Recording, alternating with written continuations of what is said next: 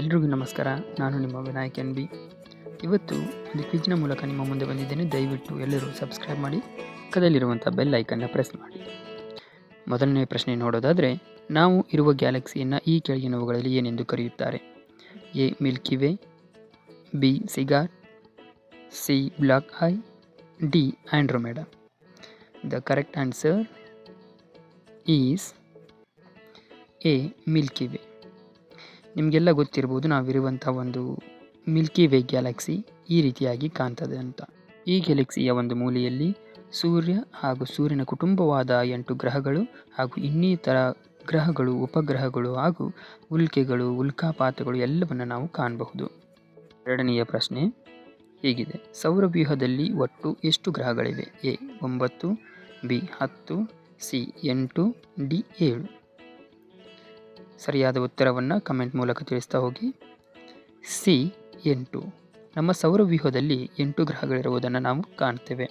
ಅವುಗಳು ಈ ರೀತಿಯಾಗಿವೆ: ಬುಧ, ಶುಕ್ರ, ಭೂಮಿ, ಮಂಗಳ, ಗುರು, ಶನಿ, ಯುರೇನಸ್, ನೆಪ್ಚೂನ್.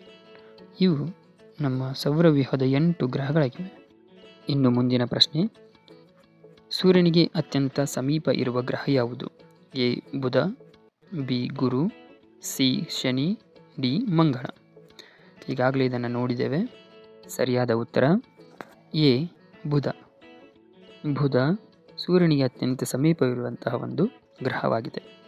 ಮುಂದಿನ ಪ್ರಶ್ನೆ ಹೀಗಿದೆ: ಸೂರ್ಯನಿಂದ ಭೂಮಿ ಎಷ್ಟನೇ ಸ್ಥಾನದಲ್ಲಿದೆ? ಎ 4ನೇ ಸ್ಥಾನ, ಬಿ 5ನೇ ಸ್ಥಾನ, ಸಿ 6ನೇ ಸ್ಥಾನ, ಡಿ 3ನೇ ಸ್ಥಾನ. ಹಾಗಾದರೆ ಸರಿಯಾದ ಉತ್ತರ ಡಿ 3ನೇ ಸ್ಥಾನದಲ್ಲಿದೆ. ನಿಮಗೆ ಈ ಚಿತ್ರವನ್ನು ನೋಡಿದರೆ ಸರಿಯಾಗಿ ಅರ್ಥವಾಗ್ತದೆ.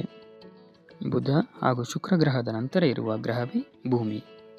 ಇನ್ನು ಪ್ರಶ್ನೆ: ಈ ಕೆಳಗಿನವುಗಳಲ್ಲಿ ಯಾವುದು ಸೂರ್ಯನಿಂದ ಅತ್ಯಂತ ದೂರ ಇರುವ ಗ್ರಹವಾಗಿದೆ?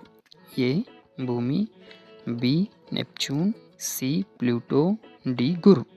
ಹಾಗಾದರೆ ಇವುಗಳಲ್ಲಿ ಸರಿಯಾದ ಉತ್ತರ ಆಪ್ಷನ್ ಬಿ ನೆಪ್ಚೂನ್ ಆಗಿದೆ.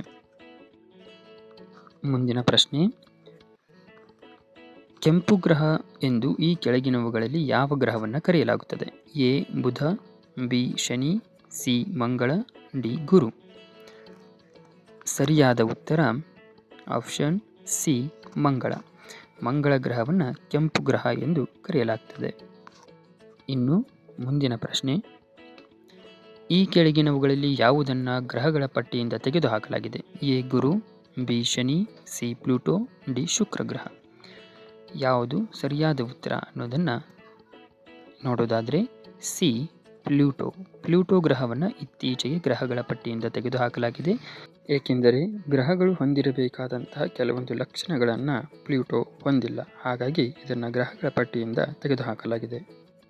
ಹಾಗಾದರೆ ಮುಂದಿನ ಪ್ರಶ್ನೆ ನೋಡುವುದಾದರೆ, ಈ ಕೆಳಗಿನವುಗಳಲ್ಲಿ ಜೀವಂತ ಗ್ರಹ ಎಂದು ಯಾವುದನ್ನು ಕರೆಯಲಾಗುತ್ತದೆ? ಎ ಮಂಗಳ ಗ್ರಹ, ಬಿ ಬುಧ ಗ್ರಹ, ಸಿ ಶುಕ್ರ ಗ್ರಹ, ಡಿ ಭೂಮಿ. ಸರಿಯಾದ ಉತ್ತರ ಡಿ ಭೂಮಿ ಆಗಿದೆ. ಇನ್ನು ಮುಂದಿನ ಪ್ರಶ್ನೆ: ಸೂರ್ಯ ಒಂದು ಡ್ಯಾಶ್. ಎ ಗ್ರಹ, ಬಿ ನಕ್ಷತ್ರ, ಸಿ ಧೂಮಕೇತು, ಡಿ ಉಲ್ಕೆ. ಸರಿಯಾದ ಉತ್ತರವನ್ನು ನೋಡೋದಾದರೆ ಬಿ ನಕ್ಷತ್ರ. ಸೂರ್ಯನನ್ನು ನಕ್ಷತ್ರ ಎಂದು ಕರೆಯಲಾಗ್ತದೆ. ಏಕೆ ಎಂಬುದನ್ನು ಕಮೆಂಟ್ ಮೂಲಕ ತಿಳಿಸ್ತಾ ಬನ್ನಿ. ಇನ್ನು ಮುಂದಿನ ಪ್ರಶ್ನೆ ನೋಡೋದಾದರೆ, ಈ ಕೆಳಗಿನವುಗಳಲ್ಲಿ ಯಾವ ಗ್ರಹವನ್ನು ಕುಬ್ಜ ಗ್ರಹ ಎಂದು ಕರೆಯುವರು? ಎ ಭೂಮಿ, ಬಿ ಶುಕ್ರ, ಸಿ ಶನಿ, ಡಿ ಪ್ಲೂಟೋ. ಇವುಗಳಲ್ಲಿ ಸರಿಯಾದ ಉತ್ತರ ಡಿ ಪ್ಲೂಟೋ ಆಗಿದೆ. ಪ್ಲೂಟೋವನ್ನು ಈಗಾಗಲೇ ತಿಳಿದುಕೊಂಡಿರುವ ಹಾಗೆ ಕುಬ್ಜ ಗ್ರಹ ಎಂದು ಕರೆಯುತ್ತೇವೆ. ಇನ್ನು ಮುಂದಿನ ಪ್ರಶ್ನೆ ನೋಡುವುದಾದರೆ, ಈ ಕೆಳಗಿನವುಗಳಲ್ಲಿ ಯಾವುದು ಭೂಮಿಯ ನೈಸರ್ಗಿಕ ಉಪಗ್ರಹ? A Aryabhata, B Surya, C Chandra, D Rohini. ಸರಿಯಾದ ಉತ್ತರವನ್ನು ಕಮೆಂಟ್ ಮೂಲಕ ತಿಳಿಸ್ತಾ ಬನ್ನಿ. ದಯವಿಟ್ಟು ನಮ್ಮ ಚಾನೆಲ್ನ ಸಬ್ಸ್ಕ್ರೈಬ್ ಮಾಡಿ, ಪಕ್ಕದಲ್ಲಿರುವಂಥ ಬೆಲ್ಲೈಕನ್ನ ಕ್ಲಿಕ್ ಮಾಡಿ. ಧನ್ಯವಾದಗಳು.